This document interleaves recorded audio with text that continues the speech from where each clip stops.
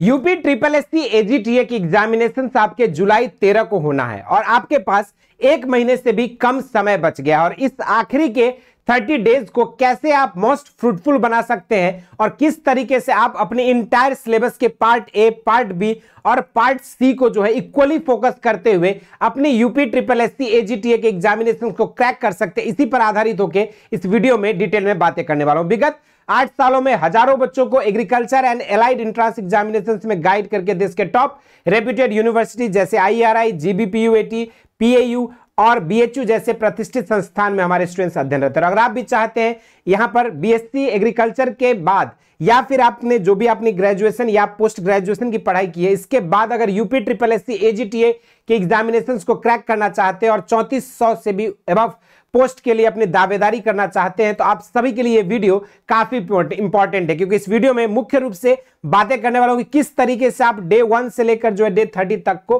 किस तरीके से प्लान कर सकते हैं, वन डे टू डे, और कैसे आप जो है वीकली वाइज प्लानिंग के साथ अपने पार्ट ए में एग्रीकल्चर को, पार्ट बी में आपके कंप्यूटर साइंस एंड आईटी को और पार्ट सी में आपके यूपी जीके को आप बेहतर कमांड कर सकते हैं। इसी पर आधारित होकर इस वीडियो में डिटेल में बातें करेंगे। अगर अभी तक आपने कॉम्पिटेटिव एग्जामिनेशंस के प्रिपरेशन के लिए इस चैनल को नहीं फॉलो किया तो जरूर से इसको सब्सक्राइब कर लीजिएगा, क्योंकि यहां पर आपको एग्जामिनेशन से रिलेटेड इंफॉर्मेशन, प्रिपरेशन के लिए फ्री वीडियो लेक्चर्स और आपके मॉक टेस्ट, ये सारी चीजें आपकी प्रोवाइड की जाती है। तो चलिए शुरुआत करते हैं इस वीडियो को। सबसे पहले अगर मैं बात करूं आपकी यूपी ट्रिपल एससी एजीटीए की जो प्लान है, इसमें आपके 3 अलग अलग सेक्शन है। पार्ट ए में आपका कोर एग्रीकल्चर है, पार्ट बी में आपका कंप्यूटर साइंस एंड टेक्नोलॉजी से रिलेटेड सवाल है, तो पार्ट सी में जो है अगर आप देखोगे तो वहां पर जो है आपके प्रॉपर क्वेश्चंस आपके जो है यूपी जीके से पूछे जाते हैं। और अगर मैं देखूं पहला वीक का आपकी प्लान, तो ये बेसिकली जो है फाउंडेशन बिल्डिंग के लिए है, उन बच्चों के लिए ये है हेल्पफुल होगा जो भी एस्पिरेंट्स यहाँ पे पार्टिसिपेट करेंगे। तो पहले आपको अपने फाउंडेशन बिल्डिंग करनी है, यानी कि जो भी आपके पास सिलेबस में दिया गया एग्रीकल्चर के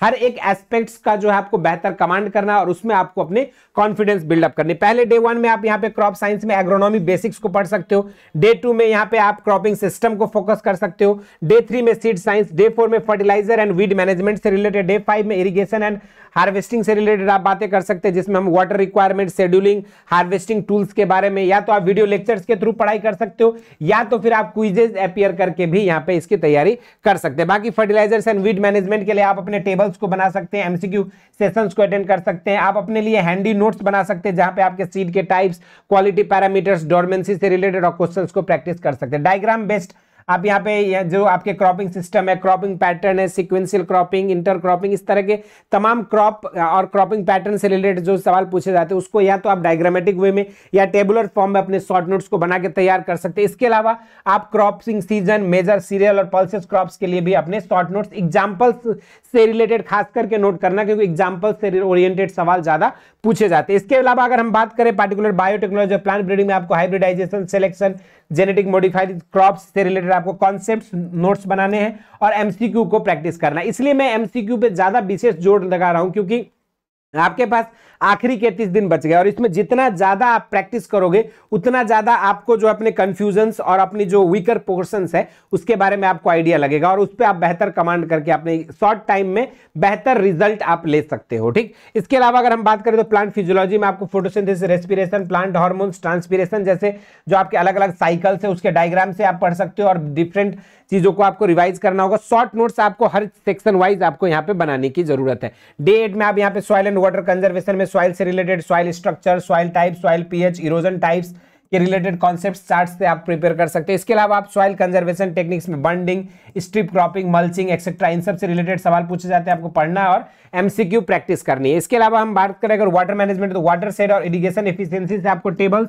और क्विजेज को अपीयर करना है, ताकि आप यहां पर जो है जो कंफ्यूजिंग, जैसे देखो जहां पर भी न्यूमेरिकल डाटा जाते हैं वहां अक्सर स्टूडेंट्स ज्यादा कंफ्यूज होते हैं, तो इसके लिए आप टेबुलर फॉर्म में अगर रिवीजन करते हो और क्विजेज को अपीयर करते हो तो आपके लिए बेहतर हो जाएगा। इसके अलावा एग्रीकल्चर एक्सटेंशन में आप मेथड्स, कम्युनिकेशन मॉडल्स और कृषि विज्ञान केंद्रों से सवाल पूछा जाता है। डिफरेंट गवर्नमेंट के स्कीम्स के बारे में आपको अप टू डेट रहना होगा, इसके लिए आप अपने शॉर्ट नोट्स और क्वेश्चंस को प्रैक्टिस कर सकते हैं। एग्रीकल्चर इकोनॉमिक्स एंड स्कीम्स में देखा जाए तो आपके बहुत सारे जीडीपी, एमएसपी है ना, उसके बाद नाबार्ड, प्रधानमंत्री फसल बीमा योजना, प्रधानमंत्री कृषि सिंचाई योजना और इसके अलावा जो डिफरेंट बैंक्स हैं उनकी स्टैब्लिशमेंट, नेशनलाइजेशन ऑफ बैंक, इन सब से सवाल आपके पूछे जाते हैं। इसके बाद डे 14 में आप यहाँ पे डेयरी एंड एनिमल हस्बेंड्री में आपको cattle breeds, milk yield, fodder, disease और आपके डेयरी प्रोडक्ट से रिलेटेड यहाँ पे सवाल पूछे जाते हैं, उसके कंस्टिट्यूएंट से रिलेटेड। इसके लिए आपको ब्रीड का टेबल्स और फ्लैश कार्ड्स बना के आप डिफरेंट डेयरी प्रोडक्ट्स की जो मैकेनिज्म प्रोसेस है इन सब से भी सवाल पूछे जाते हैं, इनको आप बेहतर कर सकते हैं। इसके अलावा अगर हम बात करें कंप्यूटर टेक्नोलॉजी इन एग्रीकल्चर की जो आपका पार्ट बी है, इसमें आपको आईसीटी, डीबीटी, डिजिटल इंडिया और एग्री एप्स के बारे में आपको अप टू डेट रहना होगा। इसके लिए आप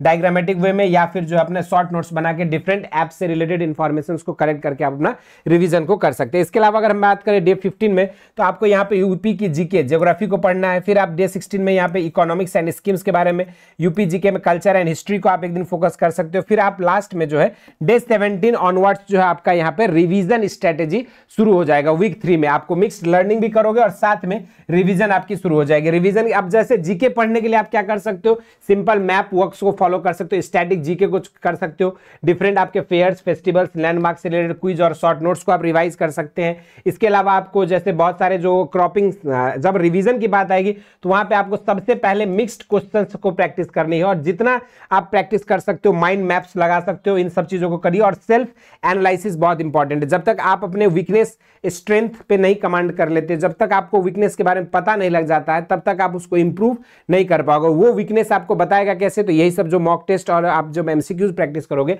आपको अपनी मॉक टेस्ट के बारे में, आपको वीकनेस के बारे में आइडिया लगेगा। तो इस तरीके से आप पढ़ सकते हैं। डे 21 ऑनवर्ड्स जो है आपको अपने मॉक टेस्ट देना होगा, यानी कि कम से कम 5 से 10 मॉक टेस्ट आपको अपीयर करना है। फिर आप जैसे डे 21 के ऑनवर्ड्स आपको रेगुलर बेसिस पर या अल्टरनेट डेज पर जो है आपको मॉक टेस्ट देनी है। और फिर रिवीजन के लिए आपको जो है यहाँ पे अपनी वीक 4 को कंप्लीटली फाइनल लैप रिवीजन के लिए रखना है, जहां पे आप फोकस्ड रिवीजन करोगे।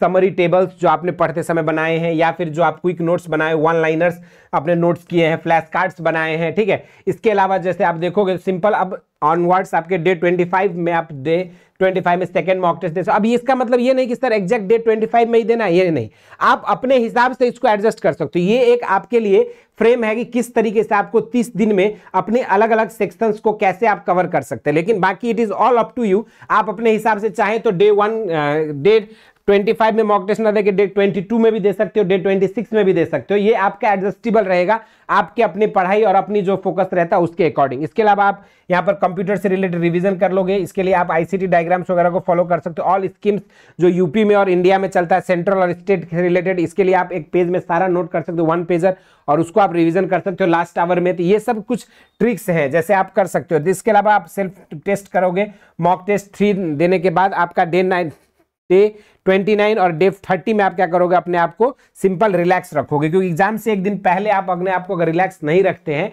तो आप एग्जाम से बहुत बेहतर परफॉर्म नहीं कर पाते हो। तो इसलिए इस चीज को ध्यान में रखेंगे और इस तरीके से आप अपना पूरे के पूरे 30 दिन का आपका जो है प्लान क्लियर है। अब इसके लिए आपको क्या करना है, फ्लैश कार्ड्स जो आपके वन लाइनर्स, क्विक नोट्स और शॉर्ट नोट्स होगा, उसको जो है अपने पास बना के अभी से रख लेना है, ताकि आपका फाइनल ईयर रिवीजन को, फाइनल टाइम रिवीजन को और अच्छा वो कर सकता है। इसके अलावा अगर मैं देखूं तो रेगुलर आपको कंप्लीटली 3 आवर्स का कॉन्सेप्ट लर्निंग करना है, 2 घंटे रेगुलर प्रैक्टिस करने हैं, 1 घंटा आप अपना नोट्स या रिवीजन कर सकते हो, और 1 आवर जो है आप यहाँ पर यूपी, जीके और आईसीटी या करंट अफेयर से रिलेटेड चीजों के लिए टाइम दीजिए। तो रेगुलर बेसिस पे आप यहाँ पर अगर 7 to 8 आवर्स की अगर पढ़ाई करते हो तो फिर आपके लिए जो है यहाँ पर यूपी SSSC AGTA को क्रैक करना आपके लिए बहुत ज्यादा मुश्किल नहीं होगा। लेकिन ये जो 8 आवर्स की जो स्टडी शेड्यूल हमने बताया, ये रेगुलर बेसिस पे आपको फॉलो करना है। और बाकी इससे रिलेटेड अगर आप चाहते हैं मॉक टेस्ट देना, तो आप सभी के लिए यूपी SSSC AGTA के लेटेस्ट सिलेबस पर आधारित आपके जो है मॉक टेस्ट मिल रहे हैं। यहाँ पे मात्र 59 रुपीज में जो है आपको 5 मॉक टेस्ट मिल रहा है, और इनके लिए ऑलरेडी